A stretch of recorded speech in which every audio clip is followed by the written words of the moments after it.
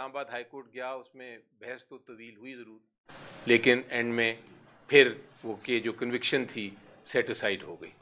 इद्दत case file हुआ, उसमें भी बड़ा बात की गई, सज़ा भी मैनेज हो गई, लेकिन वो भी ख़त्म हो गया। तो मैं कौम को यकीन दिलाना चाहता हूँ कि अल कादिर केस भी इसी किस्म का झूठा केस है, और मुझे यकीन है कि जब ये हम अपील फ़ाइल करने जा रहे हैं कल, जब ये अपील फ़ाइल होगी तो इस्लामाबाद हाई कोर्ट इसको ख़त्म कर देगा। बदकिस्मती से ये सियासत करने की कोशिश कर रहे हैं अदालत के ज़रिए। अदालतों को हुकूमत ने एक मैदान जंग बनाया हुआ है, लेकिन इन केसों से उनकी जो सियासत है ख़त्म हो रही है, और जो कौम की मोहब्बत इमरान खान के लिए है और जो कौम की मोहब्बत PTI के लिए है वो बढ़ रही है। अब बात करते हैं अल कादिर केस की।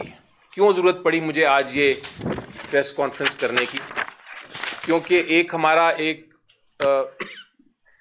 जब भी केस में कोई गुंजाइश ना हो, जब बेबुनियाद केस हो, झूठा केस हो, तो फिर हम कन्फ्यूजन फैलाने की कोशिश करते हैं, और वो कन्फ्यूजन में वो झूठ भी बोलते हैं, और इतने बड़े बड़े झूठ बोलना शुरू हो गए हैं कि हमें एज सेनेटर्स हमने सोचा कि ज़रूरी है कि हम क्लैरिफाई करें।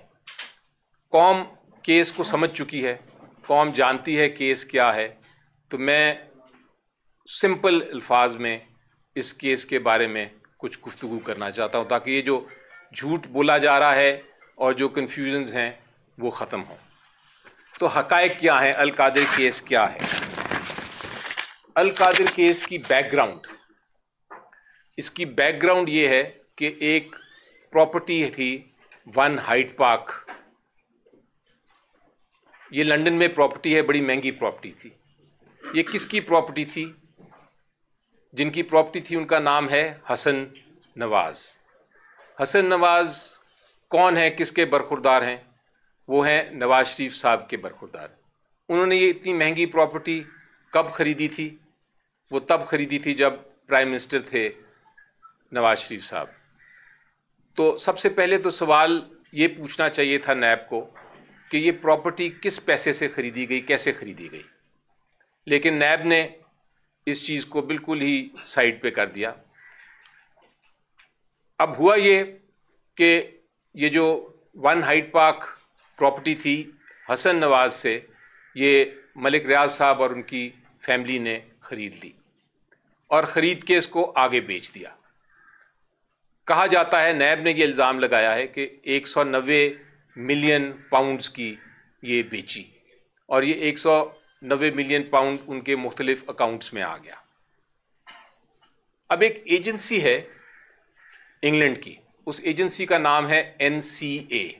NCA का काम यह है कि अगर कोई चोरी का पैसा हो तो वो उसको कन्फिस्केट कर लेते हैं, इन्वेस्टिगेट करते हैं, इंक्वायर करते हैं, और उसके बाद अगर पता चले कि ये चोरी का पैसा है तो उसको फिर वो ज़ब्त कर लेते हैं, उस पैसे को कन्फिस्केट कर लेते हैं।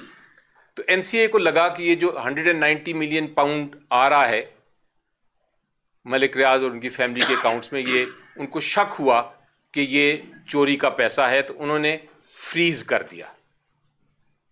उन्होंने फ्रीज़ कर दिया और अपनी एक इंक्वायरी शुरू कर दी।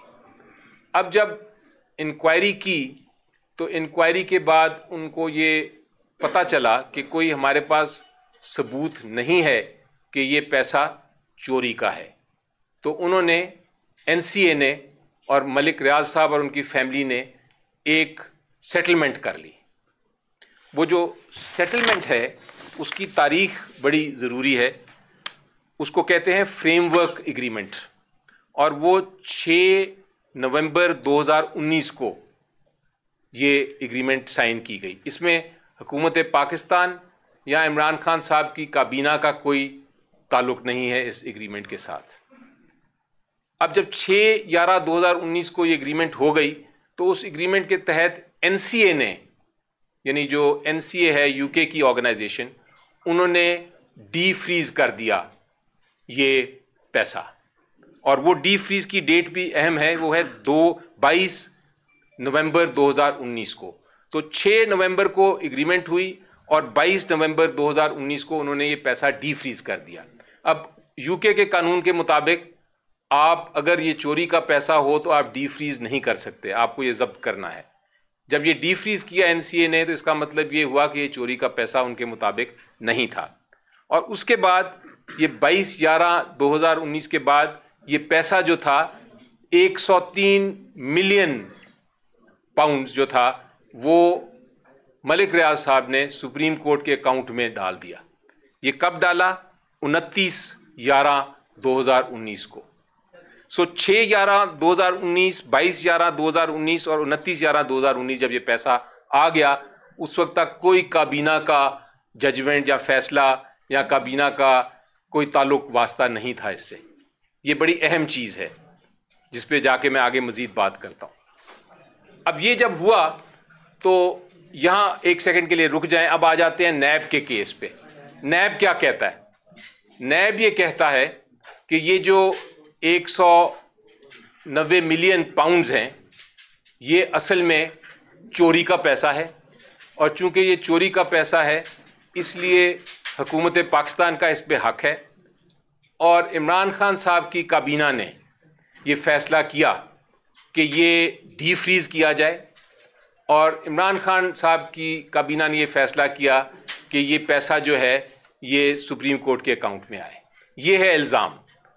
सो अमारत जो खड़ी की है पूरे केस की, और ये मैं बतौर वकील भी आपको बता रहा हूँ, जो पूरा केस है नैब का अल कादिर केस, वो ये है कि ये पैसा जो है ये चोरी का पैसा है। पूरा केस फाउंडेशन इसके ऊपर जो नैब की प्रोसिक्यूशन है उसके ऊपर बेस्ड है, और जजमेंट भी इसी के ऊपर बेस्ड है कि ये चोरी है का पैसा है। अब चोरी के पैसा हवा में तो आप नहीं कह सकते कि चोरी का पैसा है। चोरी का पैसा साबित करने के लिए आपको कोई अदालती फैसला चाहिए, या पाकिस्तान की अदालत का या बाहर की अदालत का, जो ये कहे कि चोरी का पैसा है और ये हुकूमत पाकिस्तान का पैसा था। लेकिन इसके बरक्स हमने देखा कि फ्रेमवर्क एग्रीमेंट जो कि 6 नवंबर 2019 को एनसीए ने ये फैसला किया कि चोरी का पैसा नहीं है, इसलिए इसको डीफ्रीज कर दिया। जो डीफ्रीजिंग ऑर्डर है वो 22/11 को एनसीए ने पास किया, और उसके बाद जो 103 मिलियन आने की इजाज़त दे दी पाकिस्तान, वो भी जो एनसीए ने किया उससे जाहिर होता है कि ये चोरी का पैसा नहीं है। अब आप जजमेंट देखें, एक जजमेंट भी आ गई सुप्रीम कोर्ट ऑफ पाकिस्तान की, और एक जजमेंट आ गई इसके बाद इंग्लैंड की हाई कोर्ट की। उन जजमेंट में भी ये फैसला किया है कि ये प्रोसीड्स ऑफ क्राइम नहीं है, यानी कि चोरी का पैसा नहीं है। लेकिन सबसे ज़रूरी चीज़ जो मैं पेश करना चाहता हूँ वो है आपकी स्टेटमेंट। जो नैब का जो मेन विटनेस आया ट्रायल कोर्ट में, वो क्या कहता है इसके बारे में। PW35 उनका जो इन्वेस्टिगेटिंग अफसर है वो क्या कहता है। सबसे अहम और सबसे ज़रूरी जो डॉक्यूमेंट है वो मैं आपके सामने पढ़ना चाहता हूं। अगर आप ये देखें, ये मेरे सामने डॉक्यूमेंट है। वो कहता है, ये ओथ पे कह रहा है ट्रायल कोर्ट में, there is nothing on record of this reference that Malik Riyaz और अली रियाज बोथ को accused had been convicted in any criminal case.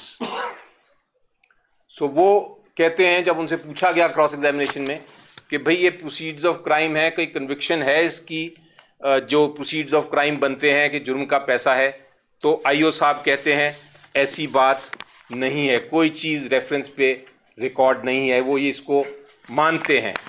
इसके आगे क्या कहते हैं वो इसी क्रॉस एग्जामिनेशन में वो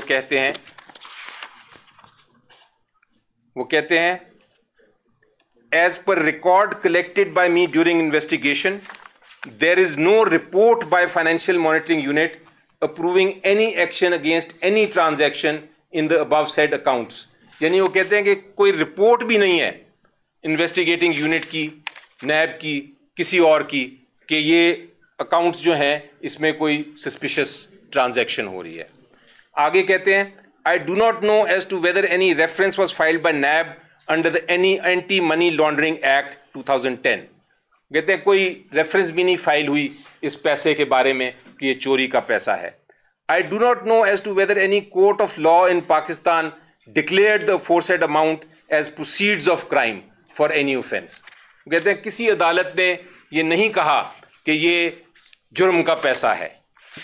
इसके साथ एक और बड़ी इंटरेस्टिंग बात करते हैं यही आईओ इसी एविडेंस में, वो भी मैं आपको पढ़ के सुनाता हूं. वो उल्टा कहते हैं, उनसे पूछा गया कि भाई आपने कभी ये इन्वेस्टिगेशन की कि ये प्रोसीड्स ऑफ क्राइम है, तो इन्होंने कहा अपने एविडेंस में कि हाँ मैंने ये इन्वेस्टिगेशन की और इन्वेस्टिगेशन के बाद हमने ये फैसला किया कि इसमें जुर्म का पैसा है ही नहीं कोई. मैं पढ़ता हूं. It is correct that the complaint verification was closed against Ali Malik Riaz and other executive board meeting dated 23/4/2020. वो जो 23/4/2020 की एग्जीक्यूटिव मीटिंग है जिसमें ये कहा गया है कि ये प्रोसीड्स ऑफ क्राइम नहीं है, वो भी मेरे सामने मेरे पास मौजूद है. इसलिए ये कहना कि ये हुकूमत का पैसा था, प्रोसीड्स ऑफ क्राइम थी, ये बिल्कुल गलत बात, झूठी बात है. और अगर ये प्रोसीड्स ऑफ क्राइम नहीं था तो पूरा का पूरा अल कादिर केस जो है वो उसी तरह गिर जाता है. मुझे यकीन है कि जब ये हाई कोर्ट में हम अपील फाइल करने जा रहे हैं परसों, पहला सवाल पूछा जाएगा और वो ये होगा कि क्या ये प्रोसीड्स ऑफ क्राइम है, जुर्म का पैसा है, कोई डॉक्यूमेंट है, कोई एविडेंस है. और जब ये अदालत ये देखेगी तो वहाँ ही केस ख़त्म हो जाएगा. अब दूसरी चीज़ नैब क्या कहती है. नैब ने यह कहा कि ये काबीना ने फैसला किया था, इमरान खान साहब की काबीना ने फैसला किया था कि इसको डी फ्रीज करें. काबीना ने जो अपना फैसला जिसके बारे में बात करती है नैब, वो है 10 दिसंबर 2019 का फैसला. फ्रीज कब हुआ, ये पैसा किसने फ्रीज किया? एनसीए ने 2018 में. जो एग्रीमेंट की वो किसने की? एनसीए और मलिक रियाज और उनकी फैमिली ने. उसमें काबीना का कोई हिस्सा नहीं, वो उन्होंने की नवंबर में, तब कोई काबीना का फैसला नहीं था.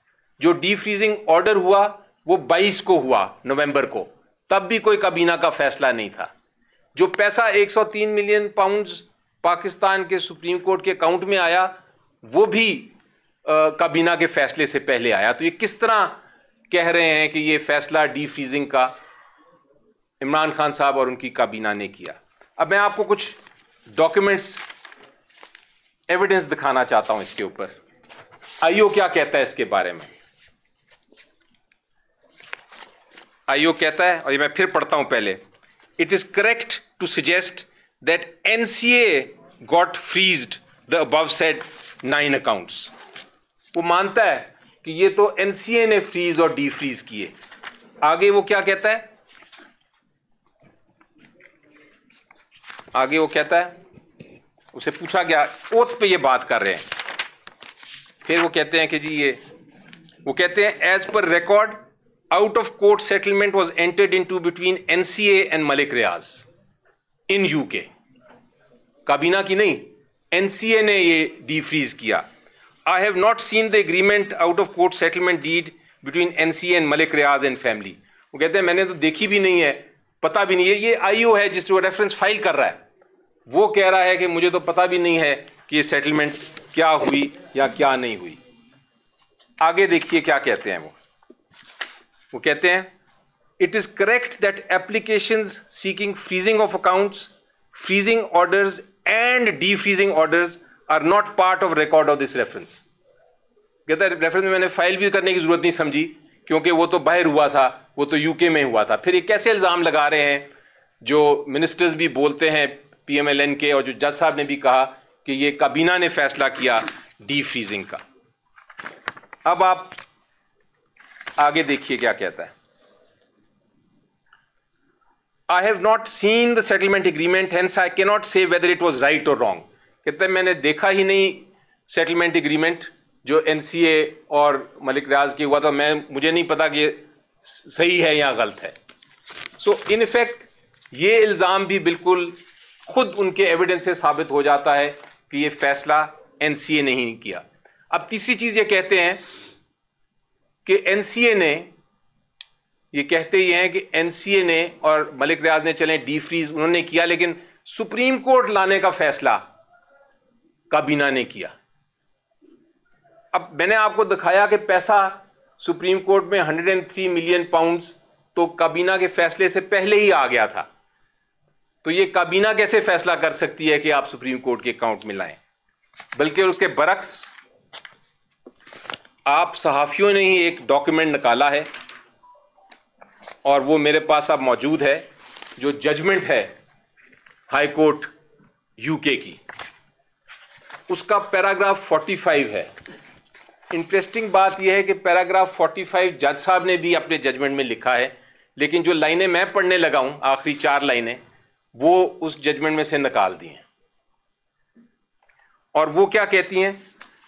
वो बताती हैं कि जी ये पैसा लाना जो इजाज़त दी, जो कहा कि आप सुप्रीम कोर्ट के अकाउंट में लाएं, वो फ्रेमवर्क एग्रीमेंट जो एनसीए की एग्रीमेंट थी और मलिक रियाज की एग्रीमेंट थी, ये उसका हिस्सा है।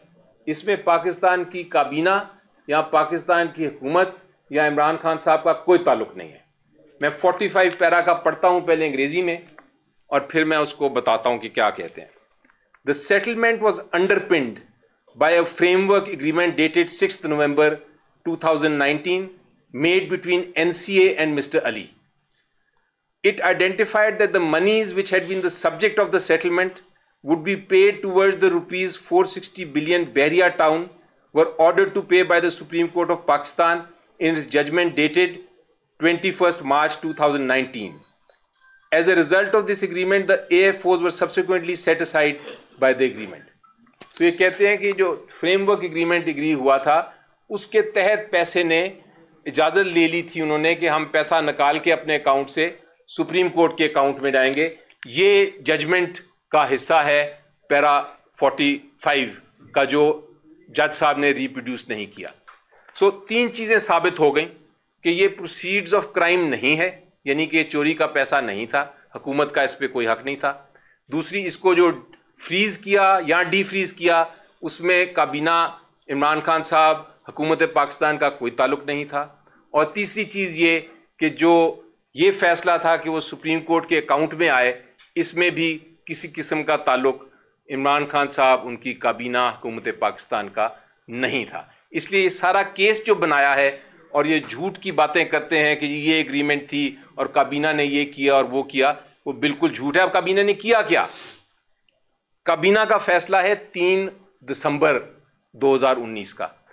काबीना के सामने हुकूमत बरतानिया एनसीए ने ये रिक्वेस्ट दी कि जनाब हम जो आपको पैसा हमने इजाज़त जो दी है और जो पैसा आपके पास आ रहा है हुकूमत पाकिस्तान के पास फॉरेन एक्सचेंज की सूरत में जो सुप्रीम कोर्ट के अकाउंट में जाएगा, इसको आपने कॉन्फिडेंशियल रखना है। और काबीना ने सिर्फ उस हद तक इजाज़त दी कि ठीक है, हमारा ताल्लुक नहीं है इस पैसे से, हमारा चूंकि ताल्लुक नहीं है, हमने ना फ्रीज किया ना डी फ्रीज किया, हम इसको कॉन्फिडेंशियल रखेंगे। अब ये कॉन्फिडेंशियल रखना कोई जुर्म नहीं है। सो यहां तक तो हो गया ये मामला। अब तीसरी बात, एक और अजीबोगरीब बात करते हैं और वो कहते हैं कि जनाब इसका फायदा जो हुआ, मलिक रियाज साहब ने फायदा इमरान खान साहब एंड मिसेज इमरान खान को दिया। और फायदा इस तरह दिया, वो कहते हैं कि डोनेट किया उन्होंने अल कादिर ट्रस्ट को लैंड और बिल्डिंग। अब हम सबको पता है कि डोनेशन देना किसी तरह, वो जो ट्रस्टी होते हैं ये उनको कोई फ़ायदा नहीं होता। डोनेशन आप जब किसी चैरिटी को देते हैं तो फ़ायदा सिर्फ चैरिटी का ही होता है। आप ईदी ट्रस्ट को जब आप पैसे देते हैं, डोनेट करते हैं, तो आप ईदी ट्रस्ट के ओनर्स को या ट्रस्टीज़ को आप डोनेशन नहीं देते, उनको कोई फ़ायदा नहीं होता। वो ईदी के जो चैरिटी के जो ऑब्जेक्ट्स हैं, जो पर्पज़ हैं, जो उनके मकसद हैं, मकासद हैं, उसके लिए इस्तेमाल होता है। आप शौकत खानम को पैसा देते हैं, कोई डोनेट करते हैं, तो वो ट्रस्टीज़ तक जा ही नहीं सकता पैसा कानूनी तौर पे, उनको कोई बेनिफिट नहीं हो सकता। वो सिर्फ उन कैंसर पेशेंट्स को हो सकता है जो कैंसर पेशेंट्स जो हैं जिनका मुफ्त इलाज हो रहा है।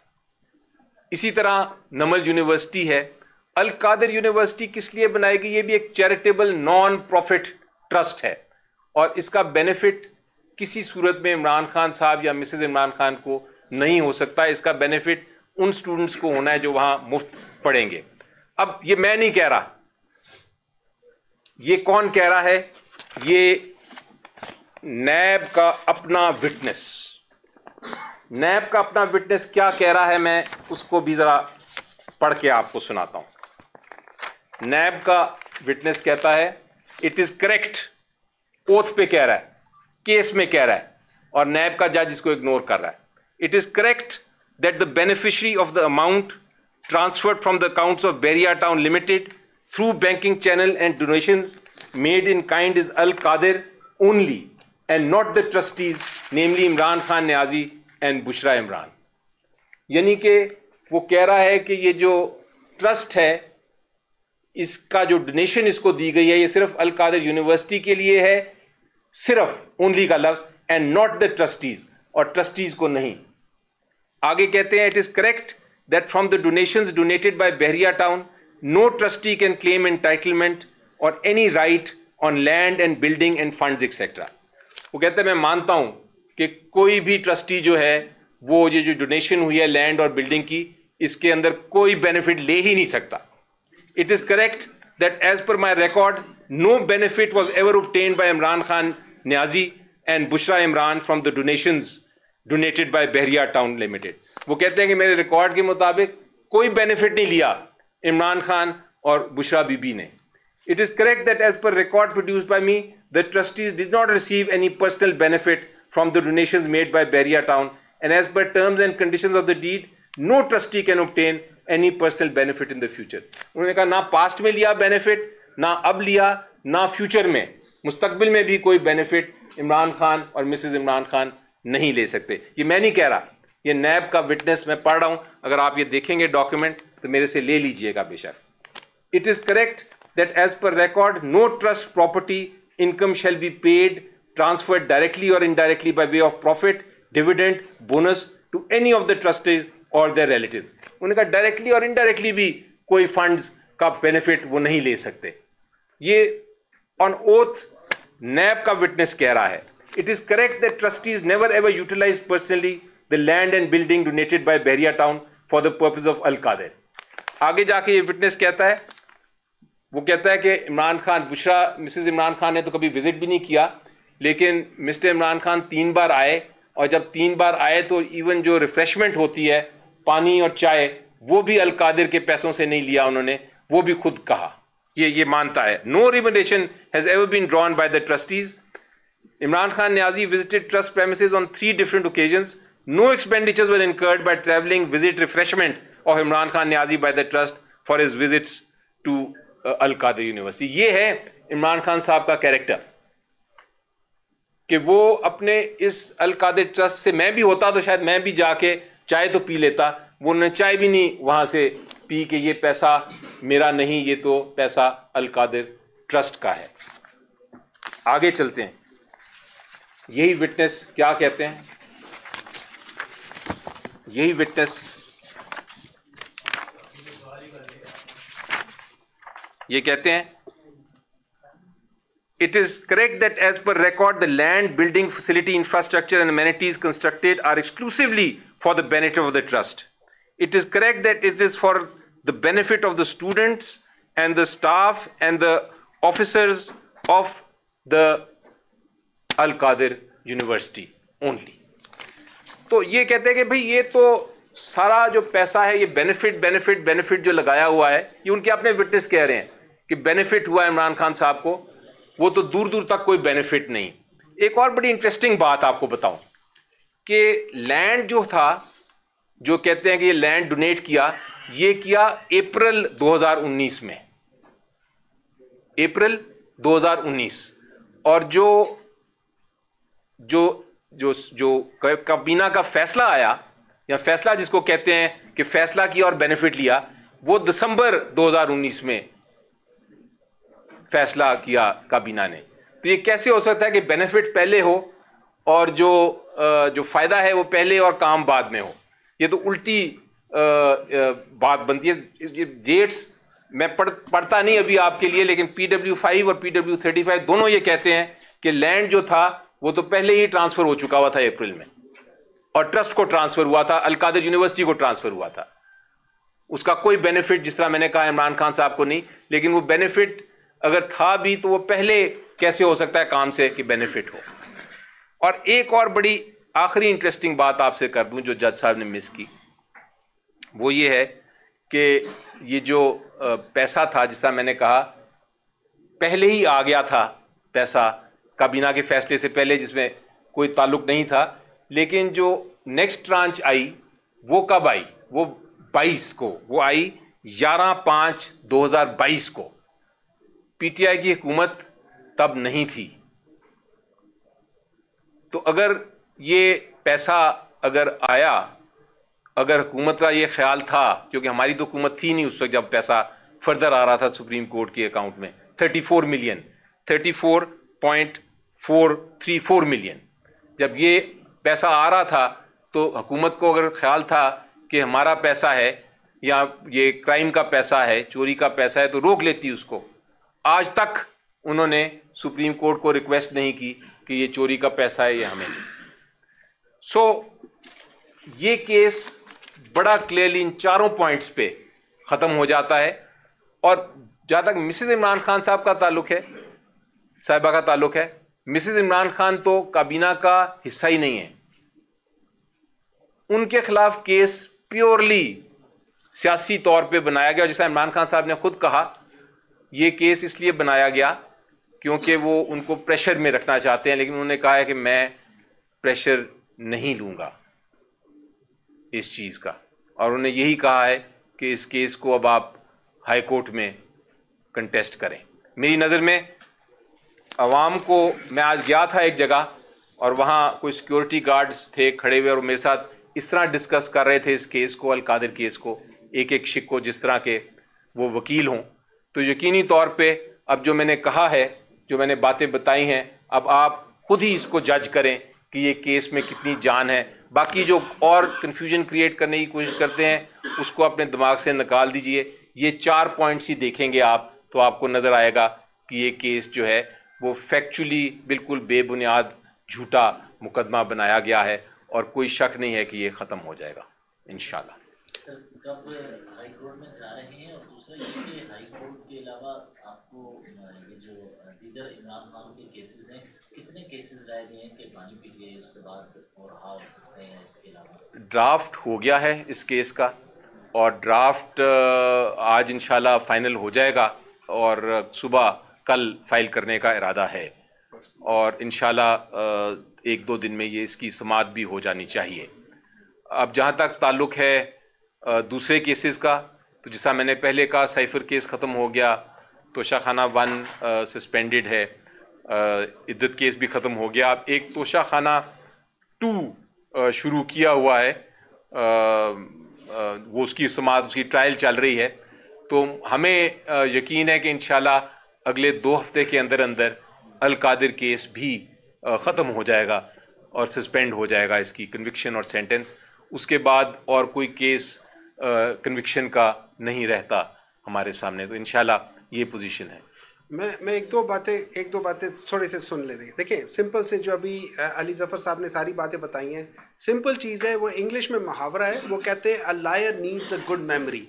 जो झूठ बोलता है उसकी मेमोरी अच्छी होनी चाहिए। मैंने कब कहाँ किससे क्या झूठ बोला। जब आपकी इतनी अच्छी मेमोरी नहीं है तो आप हर जगह झूठ नहीं बोलते, क्योंकि आप पकड़े जाते हैं। ये याद रखिए, ये इंग्लैंड का कानून है। वहां पे अगर आप मेरा पैसा फ्रीज कर लोगे और आपके पास सबूत नहीं है, वो पाकिस्तान नहीं है, तो वहां मैं अपनी हैसियत के लिहाज से आपको सू कर दूंगा। यहां पे प्रॉब्लम पड़ी थी एनसीए को। उन्होंने जब मलिक रियाज का या अली रियाज उनके बेटे का जब पैसा फ्रीज किया, उन्होंने देखा उनके पास कोई, जैसे इन्होंने कहा प्रोसीड ऑफ क्राइम, किसी जगह पे क्राइम नहीं था। उनके पास अब चॉइस नहीं थी कि इसको रिलीज करें। अब रिलीज करने के बाद उन्होंने ये पैसा वापस उनको देना था। इंग्लैंड में उन्होंने उनके साथ, मेरी नजर में ये एनसीए ने उनको कहा कि भाईजान हम आपको पैसा वापस देते, कि जस्ट इमेजिन करें अगर वो फ्रीज रखते और ना होता तो मलिक रियाज की जो एक वैल्यू है, उस वैल्यू से जब उसने एनसीए को सू करना होता तो एनसीए को कितना बड़ा जुर्माना पड़ता। तो एनसीए ने उनको कहा, जो मेरी नजर है, कि भाई आप ये कर लो, आप बताओ कहां पैसा भेजना है। उन्होंने कहा कि मैंने देने सुप्रीम कोर्ट को पैसे, उस अकाउंट में कर लो, जिसके वो जो जजमेंट की ये उसी लिहाज से ये सारी कड़ियां आपस में मिलती है। फिर जैसे बुशरा बीबी की बात करते हैं कि जी उनके नाम पे था, ये याद रखे पाकिस्तान का जो ट्रस्ट एक्ट है उसके लिहाज से पहले आपके पास लैंड होना चाहिए, तब आपके पास ट्रस्ट बनेगा। उन्होंने एज अ ट्रस्टी वहां से लिया और ट्रस्ट को दे दिया। It was just receiving, no physical transfer of money, it was just like that. जैसे हमारे लोग वहां पे कोई बाहर से कोई आते हैं, वो कहते हैं हम पाकिस्तान को ये देना चाहते हैं, तो जो हमारा मिनिस्टर होता है या प्राइम मिनिस्टर होता है वो एक चीज लेके कर लेता है, क्या वो अपने साथ ले जाता है? नहीं लेकर जाता। यहां पे हर एक जगह पे झूठ बोला गया है और हर एक आदमी उनका झूठ बोलता है। आप, मैं उनकी माइंड सेट बताता हूं, उनका माइंड सेट दो के आप में से किसी का बच्चा अगर एक्सीडेंट से बच जाए, आपको कि या अल्लाह तेरा शुक्र है मेरा बच्चा बच गया। उनका माइंडसेट क्या है? उनका माइंडसेट पैसों वाला है, इन्वेस्टमेंट का है। वो एक मां अपने बच्चे के बारे में कहती है कि जब मुझे पता चला ये गाड़ी तेज चला रहा था, मैंने उससे कहा कि मेरी 30 साल की इन्वेस्टमेंट खराब कर रहे थे तुम। उसने ये नहीं कहा कि मेरे बेटे तुम अपनी जान और बाकी लोगों की जान खतरे में डाल रहे थे। उसने कहा कि मेरी इन्वेस्टमेंट तुम कर रहे थे। ये लोग सिर्फ व्यापार लोग हैं, ये सिर्फ, नाम को छोड़ दो, ये सिर्फ व्यापार लोग हैं। इनको हर जगह पे व्यापारी नजर आती है, हर चीज में इन्वेस्टमेंट नजर आती है, हर चीज में पैसा नजर आता है। वो जो जब हम कार्टून देखते हैं ना, तो वो कुछ चीज होता है तो वो उसके ऊपर एक आ जाता है, वो डॉलर का निशान आ जाता है। इनके सिर्फ वहां पे डॉलर का निशान है। इनसे पूछें कि इन लोगों ने जो पैसा किया था 10 मिलियन पाउंड की, ये अपरेंटली ये जगह खरीदी गई थी, वन हाइट पार्क, उसके ऊपर 15 मिलियन पाउंड का लोन लिया गया था, उसको डबल से ज्यादा कीमत में लेकर बेच रहे थे। वजह क्या थी? कोई किकबैक्स तो नहीं थे। वहां पे भी बहुत सारे सवाल होते हैं, लेकिन हम उसको खरीद नहीं रहे। हम सिर्फ इतना बता रहे, जब अल्लाह ताला किसी को इज्जत देने पर आ जाए तो आप और मैं कौन है कि उसकी इज्जत खराब कर सके, और जब अल्लाह ताला किसी को जलील करने पर आ जाए तो आप और मैं कौन है कि उसको ना जलील होने दें। ये सारी चीजें अवाम देख रही है। मैं सादी बातों में बात कर रहा हूं, मैं इसलिए कर रहा हूं ताकि अवाम को समझ आए कि ये पैसा, हर एक चीज बिल्कुल सही तरीके से, 1 रुपया, 1 इंच जमीन ना इमरान खान ना बुशरा बीबी किसी को मिली है। ये लोग झूठ बोलते हैं और इनके बहुत सारे लोग आके बोलते रहते हैं। अभी आज भी या कल भी है, वो कह रहे थे कि ये हुआ, या सफा झूठ बोलते। मुझे समझ नहीं आती ये लोग इतना बड़ी झूठ कैसे बोल लेते हैं। और अल्लाह का शुक्र है कि अल्लाह ताला हमेशा ये करेगा। ये सारे वो सही कहते हैं, ओपन एंड शट केसेस हैं। उन लोगों ने ओपन किया और ये सारे शट हो गए। अब एक काम सिर्फ एक रह गया है, उनका मुंह शट होना रह गया है, वो भी इंशाल्लाह जल्दी हो जाएगा।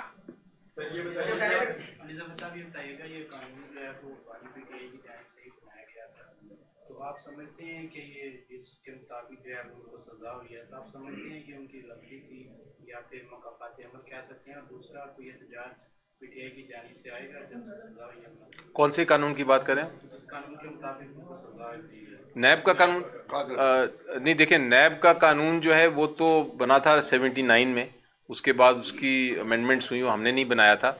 लेकिन इस कानून में अमेंडमेंट ज़रूर नई हुकूमत लेके आई थी, जो करंट हुकूमत है, और उस अमेंडमेंट के मुताबिक काबीना का जो फैसला है वो चूंकि कलेक्टिव फैसला होता है तो उसके ऊपर, उस फैसले के ऊपर नैब का केस नहीं बन सकता। उस अमेंडमेंट के मुताबिक भी ये केस जो है वो डिसमिस होना है उसने। लेकिन मैंने इसलिए नहीं गया उस लीगल पॉइंट पे, कानूनी नुक्ते पे, क्योंकि हकायक ही इतने क्लियर हैं, इतना वाजे हैं कि किसी किस्म का जुर्म नहीं हुआ, कि मैंने सोचा कि मैं पहले हकायक तो क्लियर करूं और उसकी जो कन्फ्यूजन क्रिएट करने की कोशिश की। और मैंने जो कुछ कहा वो मैंने रिकॉर्ड के मुताबिक कहा, मैंने आपको पढ़ के सुनाया, आपके साथ डॉक्यूमेंट्स भी शेयर कर लूँगा। इसलिए मुझे कोई किसी किस्म का अभाम नहीं या कन्फ्यूजन नहीं है कि ये केस अपील में जाके ख़त्म होगा इंशाल्लाह। सर ये बताइएगा, जब ये 190 मिलियन पाउंड रिकवर हो रहे थे तो उस वक्त का जो ARU एसेट रिकवरी यूनिट था उसका इस सब में क्या रोल था, क्योंकि ये जो केस बने इसमें बैरिस्टर शहजाद अकबर साहब भी एज ए मुलजिम इन्वॉल्व हैं, तो उनका क्या रोल था? और सर दूसरा ये बताइएगा, इमरान खान साहब खुद भी जब करप्शन का जिक्र करते थे तो वो ट्रांसपेरेंसी इंटरनेशनल को कोट करते थे। जब ये डील हुई उसके बाद जो ट्रांसपेरेंसी इंटरनेशनल प्रेस रिलीज अपनी जारी की, जो स्टेटमेंट जारी की, उसमें उन्होंने कहा कि this money belongs to the people of Pakistan. तो इन दो सवालों को सर काइंडली जी देखें, ये जो आपका सवाल है ये मैंने कोशिश की है अभी बताने की आपको, उन्हीं की एविडेंस से पढ़ के। फ्रेमवर्क एग्रीमेंट हुआ 6/11/2019 को।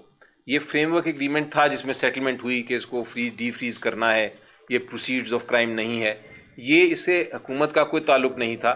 ये हुआ NCA और मलिक रियाज एंड फैमिली के दरमियान।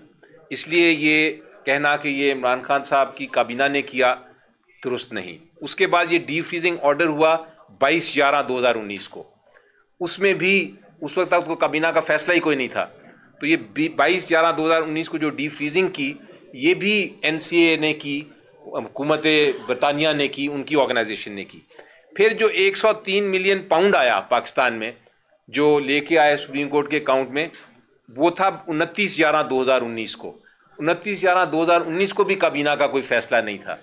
तो ये आपका सवाल जो है उसका जवाब सिंपल है कि ये जो सारा कुछ हुआ इसमें हुकूमत पाकिस्तान, एसेट रिकवरी यूनिट, काबीना, इसका कोई किसी किस्म का ताल्लुक नहीं था इसको फ्रीजिंग में, डी फ्रीजिंग में या पैसा पाकिस्तान लाने में। ये तो वो बरतानिया का कानून, बल्कि बरतानिया की जो NCA है वो पाकिस्तान की बात क्यों सुनेगी?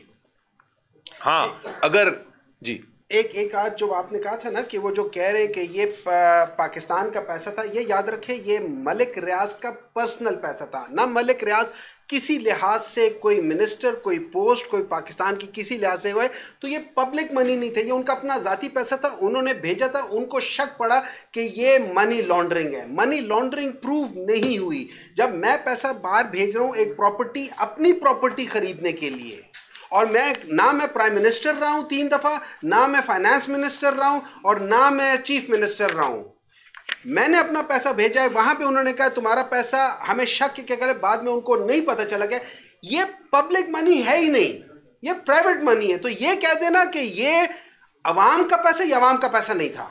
मैंने भी आपको चीज है, ये बहुत इंपॉर्टेंट चीज है, ये अवाम का पैसा नहीं है, उस शख्स का जाती पैसा है। उस पर प्रूफ नहीं हुआ कि उसने कोई क्राइम किया है। अब वो वापस पैसा आएगा, वो उसके अकाउंट में आएगा, जिस मर्जी अकाउंट में वो वापस ले जाए, जिस उसी बेसिस पे वो कोर्ट ने कहा है कि ये इसको सुप्रीम कोर्ट में जिसमें इसने पैसे देने हैं उसमें जाके ये दे दे। That is what it is. तो इसका ये कह देना कि कोई चीज है बिल्कुल गलत है। सारे झूठ बोलते हैं, झूठ बोलते रहे हैं, झूठ बोल रहे हैं, ये झूठ बोलते रहेंगे। पिछले 40 साल से आप सबके साथ ये लोग झूठ बोलते रहे। 1985 का पाकिस्तान देख ले कहां था, आज का पाकिस्तान देख ले, 2018 से पहले का पाकिस्तान देख ले कहां था। एक एक चीज इन्होंने झूठ बोली है और पाकिस्तान को इन्होंने दबो के रख दिया है। और ये वक्त आ गया है कि असल इनको प्रॉब्लम पता है क्या है? आप सबको इमरान खान ने, आप सब मीन सारे यंगस्टर्स बैठे हुए हैं सिवाय हमारे, आप सबको बाशऊर कर दिया है।